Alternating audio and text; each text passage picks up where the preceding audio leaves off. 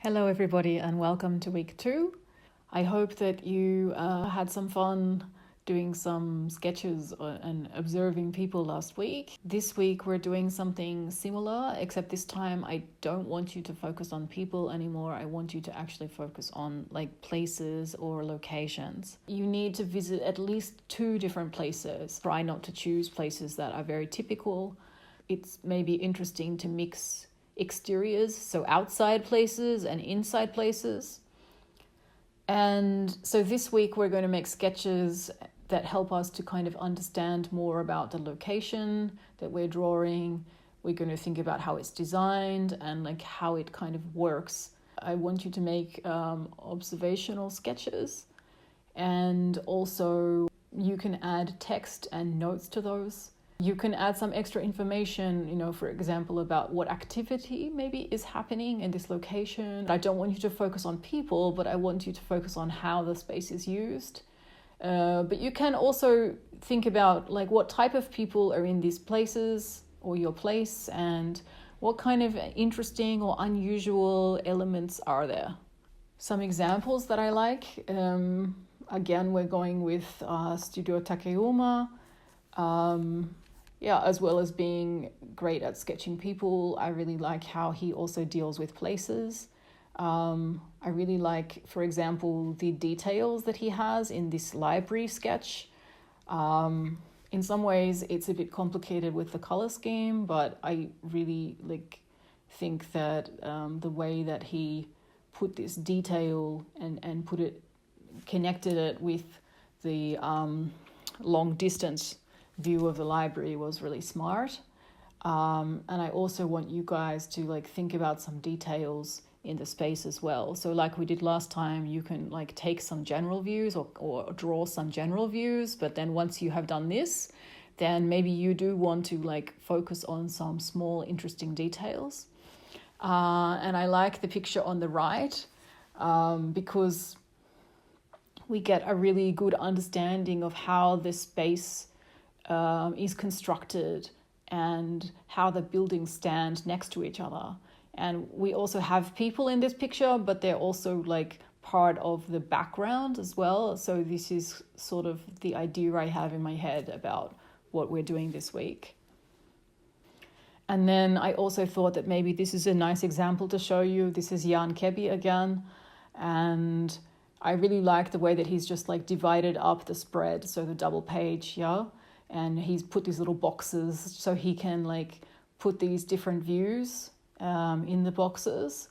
I think it's just a very effective and simple way to get a lot of angles, and you can do exactly the same thing, and I think it will work quite well. This is one of my sketchbooks, and I was basically standing in the one location, and I was just turning around and drawing different angles. So the view from different angles when standing in the same spot. So it's pretty much what I'm asking you guys to do as well. So make sure that you get your location from different angles. And then something a little bit more about materials maybe.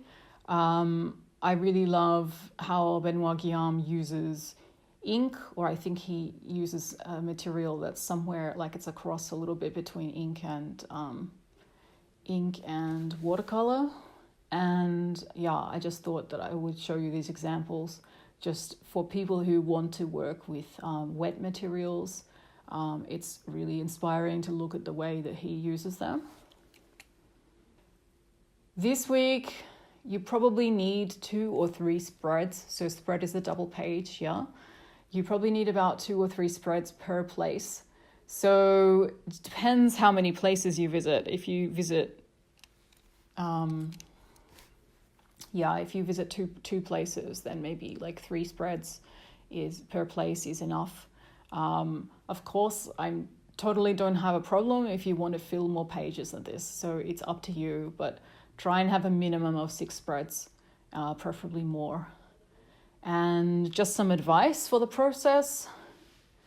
Pay more attention to drawing the place and your surroundings, and not don't pay attention to the people this time. Of course, you can draw people in your sketches, but try not to make the people like the focus. They should be just, as very simply drawn as part of the whole view.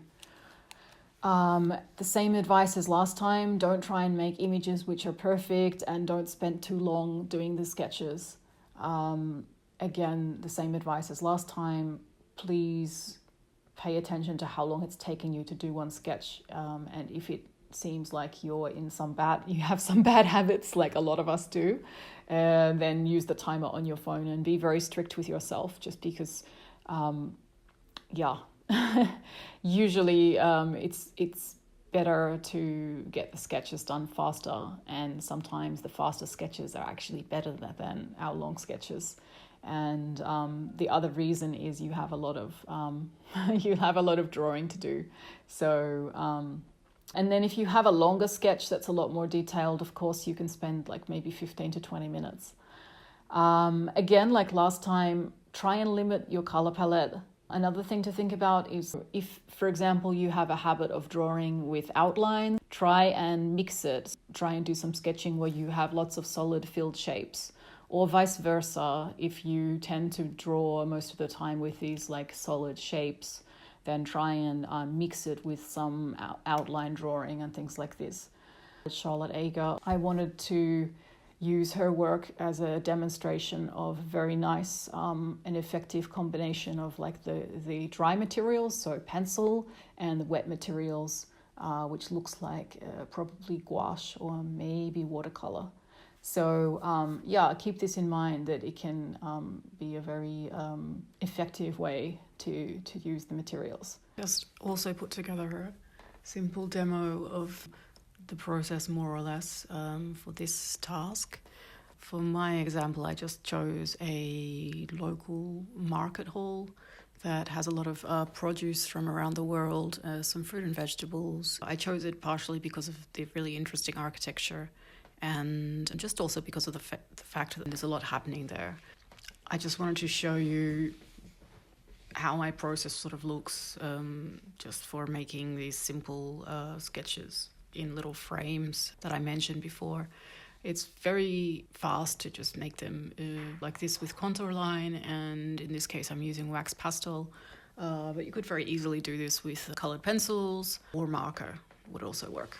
And in this case, I'm mostly just trying to get some sense of the architecture and the construction of the space, of that small detail that I was looking at.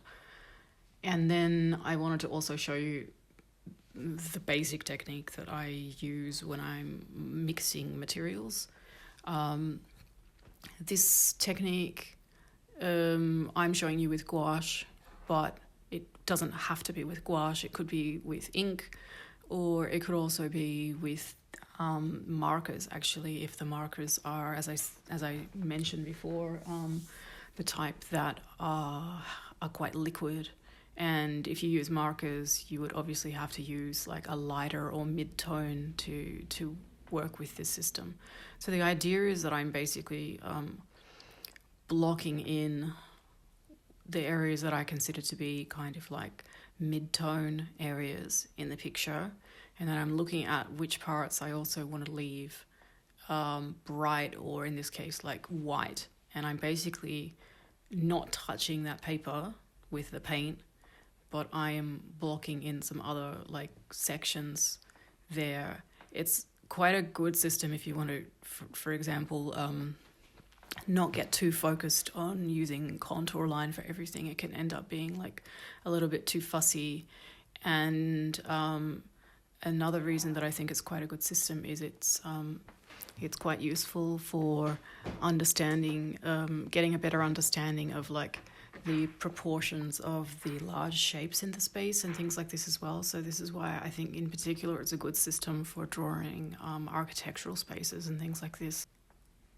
I also like this system because, particularly if I'm using the same color palette, I can kind of jump around between the images. So while one is drying, then I go and work on another, and it can actually help in terms of getting enough images done in in a shorter time period.